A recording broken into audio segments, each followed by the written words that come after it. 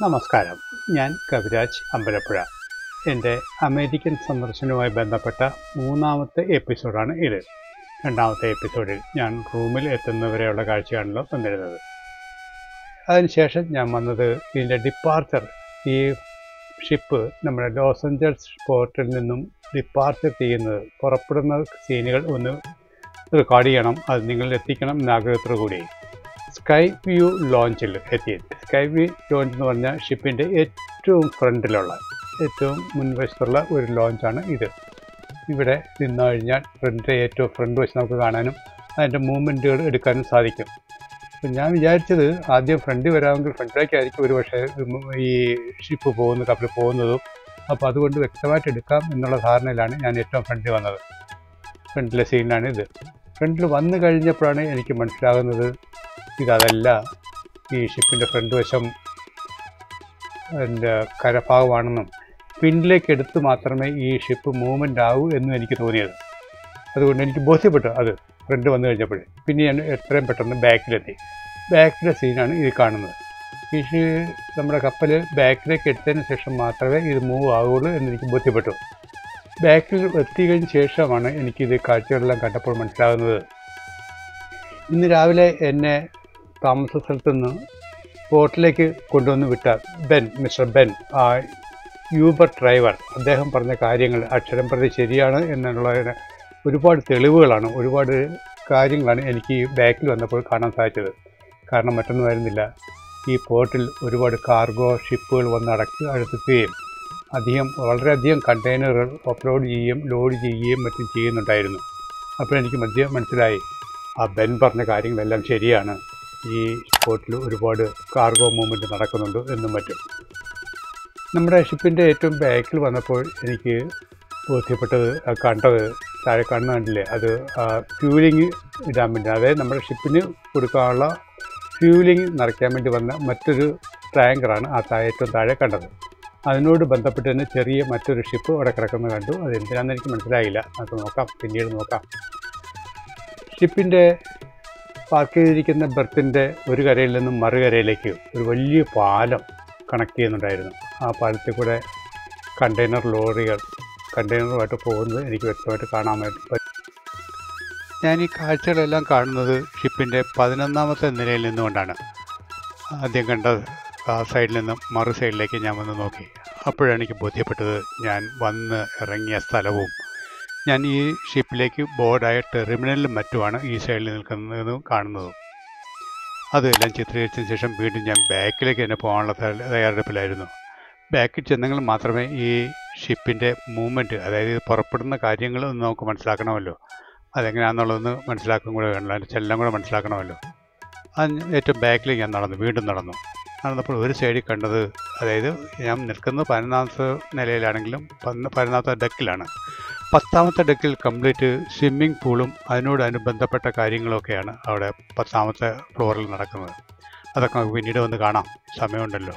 എന്തായാലും തൽക്കാലം ഈ നമ്മുടെ കപ്പൽ തുറമുഖത്ത് നിന്നും മൂവ് ആകുന്നത് ഒന്ന് ചിത്രീകരിക്കണം എന്നൊരു വലിയ ആഗ്രഹം ഉണ്ടായിരുന്നു.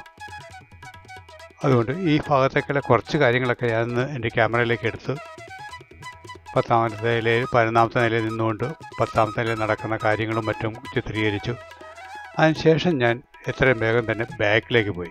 ബാക്കിൽ പോയെങ്കിൽ മാത്രമല്ല നമുക്ക് അതിൻ്റെ മൂവ്മെൻറ്റ് കൂടുതലായിട്ട് കണ്ടുപിടിക്കാൻ സാധിക്കുകയുള്ളൂ. ബാക്കിൽ ചെന്നപ്പോൾ എനിക്ക് മനസ്സിലായി, ഞാൻ നേരത്തെ പറഞ്ഞ ആ പാലം, അതിനോടൊപ്പം തന്നെ ഒരു ബോട്ട് വന്ന് കിടക്കുന്നു. ഈ ബോട്ട് ഒരു പക്ഷേ നമ്മുടെ ഷിപ്പിനെ നിയന്ത്രിക്കാൻ വേണ്ടിയോ അല്ലെങ്കിൽ അതിന് ഗൈഡ് ചെയ്യാൻ വേണ്ടിയോ ആണെന്ന് മനസ്സിലായി. കാരണം കുറേ നേരമായിട്ട് ഇത് ഇവിടെ തന്നെ കിടക്കുന്നു. എന്തിനാണെന്നുള്ള വ്യക്തമായിട്ട് ഇതുവരെ മനസ്സിലായിട്ടില്ല. നോക്കാം എന്താ സംഭവം നോക്കാം, മനസ്സിലാക്കാമല്ലോ. ഞാനിപ്പോൾ നിൽക്കുന്നത് എക്സ്ട്രീംലി ഏറ്റവും ബാക്കിൽ 11ാമത്തെ നിലയിൽ ഏറ്റവും ബാക്കിലാണ് വന്ന് നിൽക്കുന്നത്. നമ്മുടെ കപ്പൽ പുറപ്പെടാൻ ഇനിയും സമയമുള്ളതുകൊണ്ട് ഞാൻ വീണ്ടും തിരിച്ചു ആ 11ാമത്തെ നിലയിൽ വന്ന് നിന്നുകൊണ്ട് 10ാമത്തെ ഡെക്കിൽ നടക്കുന്ന സംഭവവികാസങ്ങളൊന്ന് റെക്കോർഡ് ചെയ്യാമെന്ന് വിചാരിച്ചു. അവിടെ ഒരു യോഗ ക്ലാസ് നടക്കുകയായിരുന്നു. അപ്പോൾ സമയം ഇപ്പോൾ 4 മണി കഴിഞ്ഞിരിക്കുന്നു.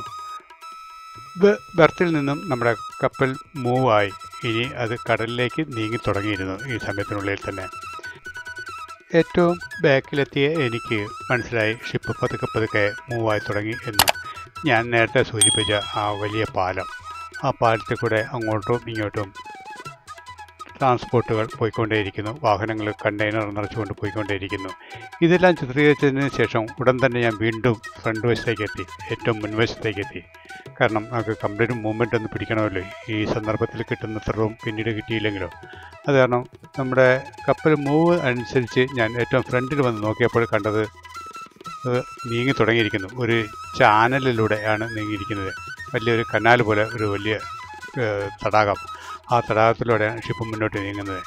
ഇതിനെ നിയന്ത്രിക്കാൻ വേണ്ടി ഇതിൻ്റെ പൈലറ്റ് എന്നോണം രണ്ട് സൈഡിലും ചെറിയ ചെറിയ 2 കപ്പലുകൾ ഉണ്ട്. അത് ഇതിൻ്റെ സൈഡുകൾക്ക് ഉള്ള ഇൻഫർമേഷൻസ് ക്യാപ്റ്റന് കൊടുക്കുന്നത് വേണ്ടിയുള്ളതായിരിക്കും. കാരണം ഇത് വളരെ ഇടുങ്ങിയ ഒരു കനാലായിട്ടാണ് എനിക്ക് തോന്നിയത്. അതിൻ്റെ വിസ്താരങ്ങളൊക്കെ വളരെ കുറവാണ്. അപ്പോൾ 2 സൈഡിലും അതിൻ്റെ സൂക്ഷിക്കാൻ വേണ്ടിയോ അല്ലെങ്കിൽ വിവരങ്ങൾ ക്യാപ്റ്റന് നൽകാനും വേണ്ടിയോ ആയിരിക്കണം ആ 2 ചെറിയ കപ്പലുകൾ ഇതിന് ഈ നമ്മുടെ മെയിൻ കപ്പലിന് തൊട്ട് മുന്നിലായിട്ട് സഞ്ചരിച്ചുകൊണ്ടേയിരിക്കുന്നു. ദൂരെ എനിക്ക് കാണാം, വളരെ ദൂരെയായിട്ട് ഒരു ലൈറ്റ് ഹൗസ് പോലെ ഒരു സിഗ്നൽ ലൈറ്റ് ഹൗസോ ഒക്കെ കാണുന്നുണ്ട്. ആ ഭാഗത്തേക്കാണ് നീങ്ങുന്നത്. അങ്ങനെ കപ്പൽ സാവകാശം മുന്നോട്ട് നീങ്ങിക്കൊണ്ടിരിക്കുന്നു. ലോസ് ഏഞ്ചൽസ് സീപോർട്ടിൽ നിന്നും നമ്മുടെ കപ്പൽ കടലിലെ ലക്ഷ്യമാക്കി അടുത്ത പോർട്ടിനെ ലക്ഷ്യമാക്കി നീങ്ങി തുടങ്ങിയിരിക്കുന്നു.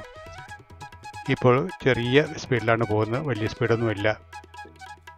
അതിൻ്റെ സ്പീഡും മറ്റു കാര്യങ്ങളൊക്കെ അറിയണമെങ്കിൽ നമുക്ക് നമ്മുടെ റൂമിൽ ചെല്ലാമെങ്കിൽ കറക്റ്റായിട്ട് എല്ലാം അറിയാൻ പറ്റും. കാരണം റൂമിലൊരു സ്ക്രീനുണ്ട്. ആ സ്ക്രീനിൽ സംബന്ധിച്ച് ഈ എല്ലാ ഇൻഫർമേഷനും ഓരോ സെക്കൻഡിലും അത് അപ്ഡേറ്റ് ചെയ്തുകൊണ്ടിരിക്കും. ഏത് പൊസിഷനിലാണ് ഇതിപ്പോൾ കിടക്കുന്നതെന്നും ഇതിൻ്റെ ലാറ്റിറ്റ്യൂഡും ആറ്റിറ്റ്യൂഡും മറ്റ് ഡിഗ്രികളും അതിൻ്റെ സ്പീഡും ഷിപ്പിൻ്റെ സ്പീഡും ഇനി അടുത്ത ഡെസ്റ്റിനേഷൻ എന്തെന്നും ഇങ്ങനെയുള്ള കപ്പൽ സംബന്ധമായിട്ടുള്ള എല്ലാ വിവരങ്ങളും ഇൻഫർമേഷൻസും നമ്മുടെ റൂമിൽ നിന്ന് തന്നെ നമുക്ക് മനസ്സിലാക്കാൻ സാധിക്കും. അതൊക്കെ ഇനി അവിടെ ചെന്നെങ്കിലല്ലേ പറ്റൂ. ഇപ്പോൾ എന്തായാലും നമുക്ക് ഇവിടെ നിന്നുകൊണ്ട് ഈ ഭാഗങ്ങൾ കുറേയൊക്കെ ചിത്രീകരിക്കാം. വളരെ മനോഹരമായ ചില കാഴ്ചകൾ. ഒരു ഇടുങ്ങിയ തടാകത്തിൽ നിന്നും, തടാകം എന്ന് പറയുന്നത് സമുദ്രത്തിൻ്റെ ഒരു ഭാഗമായിട്ട് തന്നെയാണ് എനിക്ക് തോന്നുന്നത്. നമ്മുടെ കൊച്ചിയിലും മറ്റും കാണാമല്ലോ, അറബിക്കടലിൽ നിന്നും ഉള്ളിലേക്കുള്ള ഒരു വഴിയും ആ വഴിയിൽ വന്ന് കപ്പലുകൾ വന്ന് കിടക്കുന്നതും മറ്റും. അതുപോലൊരു സ്ഥലം പോർട്ട് ഓഫ് ലോസ് ഏഞ്ചൽസ്, അതിൻ്റെ ഏതോ ഒരു ഓഫീസിലാണ് അത് എന്ന് മനസ്സിലാകുന്നുണ്ട്. വീണ്ടും നമ്മുടെ ഞാൻ നേരത്തെ സൂചിപ്പിച്ചിരുന്നില്ല ചെറിയ ബോട്ട്, അത് നിയന്ത്രിക്കാൻ വേണ്ടിയുള്ളത് മാത്രമാണ്. ഇൻഫർമേഷൻ കൊടുത്ത് കറക്റ്റായിട്ട് പാതയിലൂടെ ഈ ഷിപ്പിനെ അതിൻ്റെ അതിൻ്റെ യഥാർത്ഥ ഷിപ്പ് പോകാനുള്ള പാതയിൽ എത്തിക്കുക എന്നുള്ളതായിരിക്കണം അതിൻ്റെ കടമ. 2 സൈഡിലുമുണ്ട് ഓരോ ചെറിയ ചെറിയ ബോട്ട്.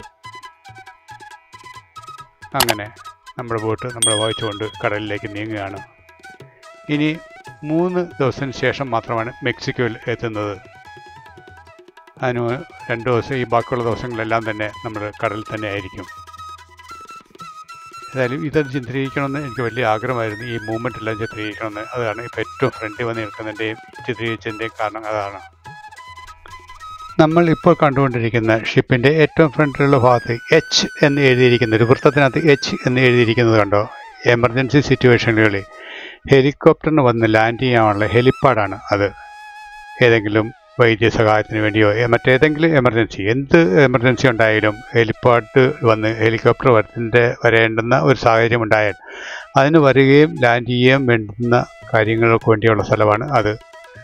നമ്മൾ ഏകദേശം കടലിലേക്ക് പ്രവേശിക്കാൻ ഉള്ള തുടങ്ങിയിരിക്കുന്നു. അത്രത്തോളം നമ്മൾ എത്തിയിരിക്കുന്നു എന്ന് തോന്നുന്നു. എനിക്ക് ഈ ഏറ്റവും ഫ്രണ്ടിൽ വന്നപ്പോൾ തന്നെ അവിടെ ഒരു മലയാളിയെ വർക്ക് ചെയ്യുന്നതായിട്ട് കണ്ടു. പയ്യന്നൂരുള്ള സനീഷ് എന്ന പേരുള്ള ഒരു മലയാളി അവിടെ വർക്ക് ചെയ്യുന്നുണ്ടായിരുന്നു. അദ്ദേഹമായിട്ട് പരിചയപ്പെടുകയും ചെയ്തു. അതുമാത്രമല്ല, ഇവിടെ വിസിറ്റേഴ്സിന് വന്നിരിക്കാനും അവർക്ക് ആവശ്യമുള്ള സോഫ്റ്റ് ഡ്രിങ്ക്സ്, ഹാർഡ് ഡ്രിങ്ക്സ് എന്ത് വേണം കഴിച്ച് സമയം ചിലവഴിക്കാനുള്ള സൗകര്യവും ഒരു റെസ്റ്റോറൻറ്റും ഇവിടെ തന്നെ ഉണ്ട്. അതിനുശേഷം ഡെക്ക് 10 എനിക്ക് ബന്ധു എന്ന പേരുള്ള ഒറീസക്കാരനുമായിട്ട് പരിചയപ്പെടാനും ഒക്കെ സാധിച്ചു. അദ്ദേഹമായിട്ട് ഞാൻ ഒരു ചെറിയ ഇൻ്റർവ്യൂ എടുത്തു. അതിലേക്ക് നമുക്ക് അല്പം ഒന്ന് ശ്രദ്ധിക്കാം. Hi everyone, Namaskar. My name is Bandhu. I'm from India. I'm working in Celebrity Summit as a bar server for almost 3 contracts. This is my 3rd contract. So I'm happy. I'm working over here. I'm very happy. I'm working in a bar as a bar server. So I always meet people, new people, any kind of nationality, any kind of culture. I really respect them. Really, I'm very happy about that because I love my job. I love my whatever I do. So thank you for that. Thank you, sir, Mr. Kaviraj, to give me this chance to talk something about my job. And I'm from India. I'm from Odisha.